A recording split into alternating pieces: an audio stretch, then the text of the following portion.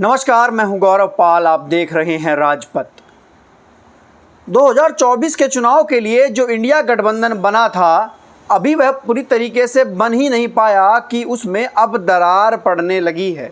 जी हां, इंडिया गठबंधन में दरार की एक और खबर सामने आई है और ये दरार पड़ी है मुख्य दल कांग्रेस और उत्तर प्रदेश के एक सहयोगी दल समाजवादी पार्टी के बीच।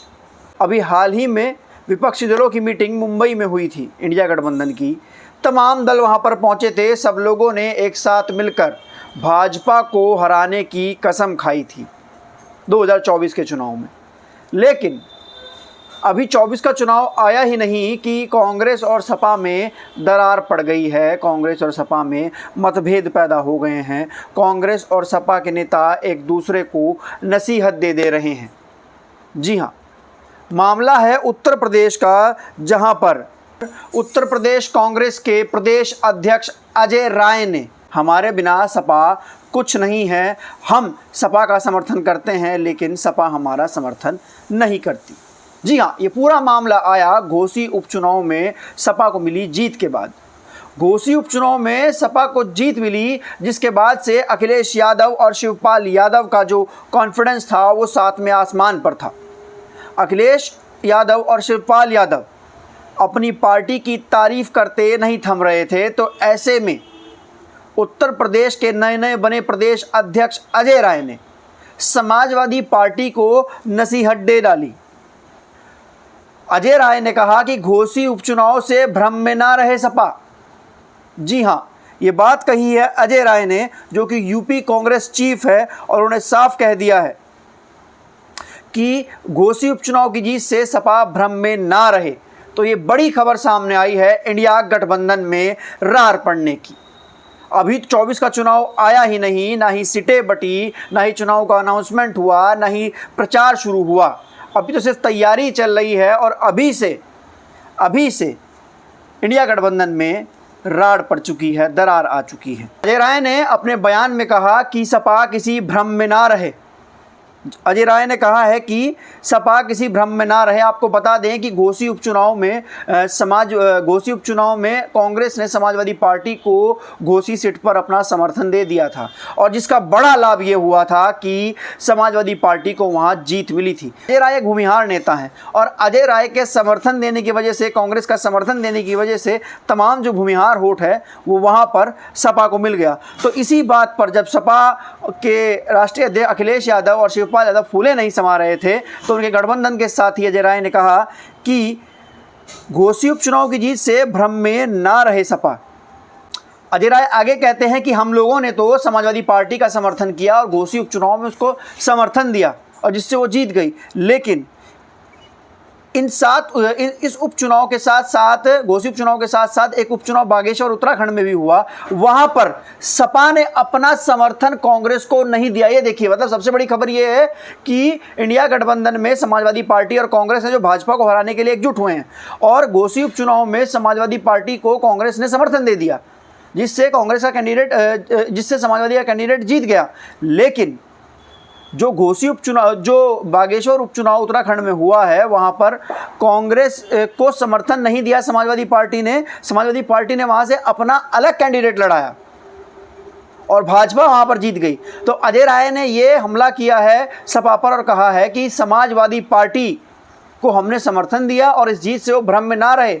हमने तो उनको समर्थन दिया, लेकिन उन्होंने बदले में हमें बागेश्वर में समर्थन नहीं दिया और बागेश्वर में भाजपा कैंडिडेट की उपचुनाव में जीत हो गई। तो ये इंडिया गठबंधन में राड़ की खबर है। मतलब कांग्रेस तो सपोर्ट कर रही है, लेकिन सपा सपोर्ट नहीं कर रही है, और वहां पर सपोर्ट नहीं कर रही जहां पर उसकी जरा सी भी पृष्ठभूमि नहीं है। उत्तराखंड में कांग्रेस का कोई, उत्तराखंड में सपा का कोई भी आधार नहीं है। वहाँ पर मुख्यतः दो ही दल चलते हैं, 2 या 3 दल चलते हैं, भाजपा, कांग्रेस और बसपा। लेकिन उसके बाद भी सपा ने वहाँ पर अपना समर्थन नहीं दिया। और आपको बता दें, बागेश्वर उपचुनाव में भाजपा का कैंडिडेट जीता है। अजय राय ने यह भी कहा है कि सपा का कोई अस्तित्व नहीं है उत्तराखंड में, लेकिन फिर भी सपा ने वहां कांग्रेस के साथ धोखेबाजी की, समर्थन नहीं दिया और जिससे भाजपा कैंडिडेट की जीत हुई। कांग्रेस को उस सीट पर 1600 वोट मिले, जबकि सपा कैंडिडेट को उस सीट पर 2200 वोट मिले। अब अजय राय ने साफ साफ कहा है कि समाजवादी पार्टी एक ऐसी पार्टी है जिसकी कथनी और करनी में फ़र्क नज़र आता है। कांग्रेस ने बड़ा दिल दिखाया, लेकिन समाजवादी पार्टी ने अपना कर्तव्य गठबंधन का नहीं निभाया।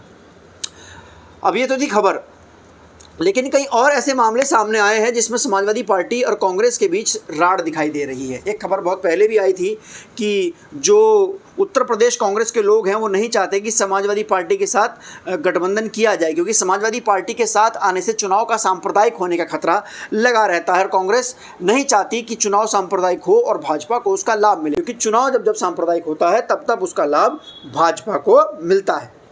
ये बात जो है वो कांग्रेस पार्टी मानती है। तो वहीं दूसरी ओर कांग्रेस चाहती है कि बसपा गठबंधन में आए।